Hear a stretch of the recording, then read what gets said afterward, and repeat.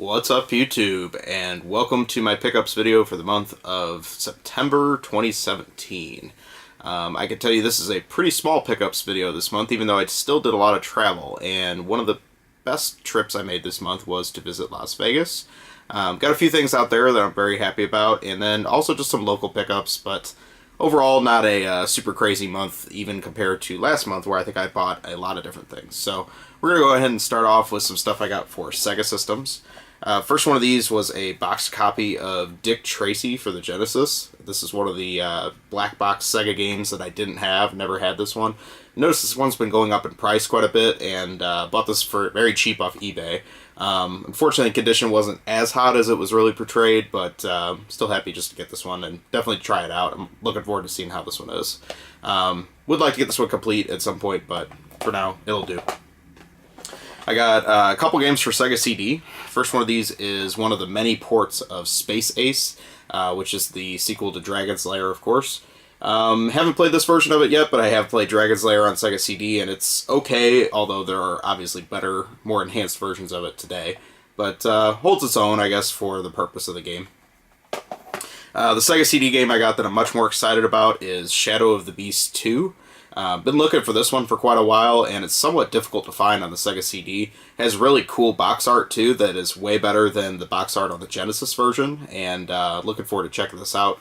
Wasn't really a big fan of the first Shadow of the Beast, even though theme-wise I thought it was pretty cool. It just has that weird European Amiga feel, I guess you would call it. I think that's what this game originally came out for. So hopefully the sequel is a little bit better, and looking forward to checking this one out. I got a couple games for the CIB Game Gear this month. First one of these is one that all of a sudden seems to be realized to be one of the rarer games in the system, so I figured I might as well get it before it's too late, and that is Rise of the Robots.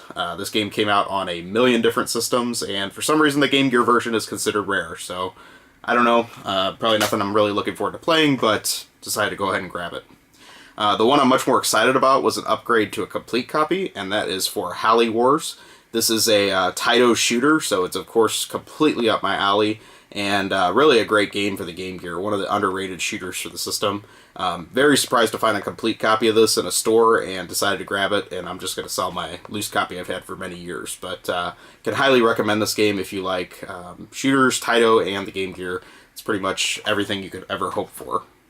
I have played the arcade version of that as well. It's a really great game, but that's, I think, the only home port it got, strangely enough. I did get one import Sega Saturn game this month, and this is one that's been on my list a long time. That's for Willy Wombat, and this is a, I don't know, isometric 2D platformer, I guess would be the best way to describe it. Really later release, I believe, by Hudson Soft, and has that great cover art by the artist who did all those Famitsu magazine covers. So definitely looking forward to playing this one, and I've heard some really great things. The seller I bought this from actually underestimated the condition, and this one was in what I would consider mint condition. It had the spine card and everything, and really looked like it had never been played, so looking forward to checking that out for sure. Moving on, I'll talk about some games for Nintendo systems. One of these was for the Super Nintendo, which I don't really find too many games anymore that I'm still needing that aren't just dirt common, at least. And so I ended up getting a copy of Miracle Piano, and if you know this game, you know that you need the actual piano to play it. I don't have the piano, of course, but definitely nice to have one of the weirder and actually licensed games for the Super Nintendo in Miracle Piano. I did get some games for the Game Boy this month, just to add to my collection I'm going for that set. F-15 Strike Eagle, big deal. Incredible Crash Dummies, again, no big deal. I got the original version of Star Wars. There's actually a reissue of this with different artwork that is way more common. This is the more unusual original Capcom version of the game, but I'm not a big Star Wars fan, so I don't really care. And then one that I thought I had, but it turned out I didn't, is the Wizards and Warriors Fortress of Fear game. Heard some pretty good things about this one, so looking forward to checking that out. I did get one Game Boy Advance game this month. This was complete. This was one of my Vegas finds, and that is Altered Beast, Guardian of the Realms. I don't really think this one's supposed to be that hot, but this was developed by WoW Entertainment, which was one of the subsidiaries of Sega that put out a lot of their Dreamcast hits. So looking forward to checking this out at least. It's a nice package. It comes with a poster of the game and everything like that in the box too. So very happy to get that complete. I got one game for DS. This was one that I thought I already had, but it turned out I didn't, and that is Bubble Bobble Double Shot. This is probably the most advanced Bubble Bobble game for the DS, and really kind of a hard one to find. If you look around, you don't see this one pop up too often. So very happy to get another Taito Bubble Bobble game that I did not own. I'm getting probably down to the last few out there that I don't own. I bought one game for original Xbox this month. This is a game I already had on PS2, but I might sell that version because I think this one's considered to be better. And that is Obscure, one of those horror games for the system that seems to be creeping up in price pretty quick. I got a couple games for PS1 this month. Wasn't really a hot PS1 month.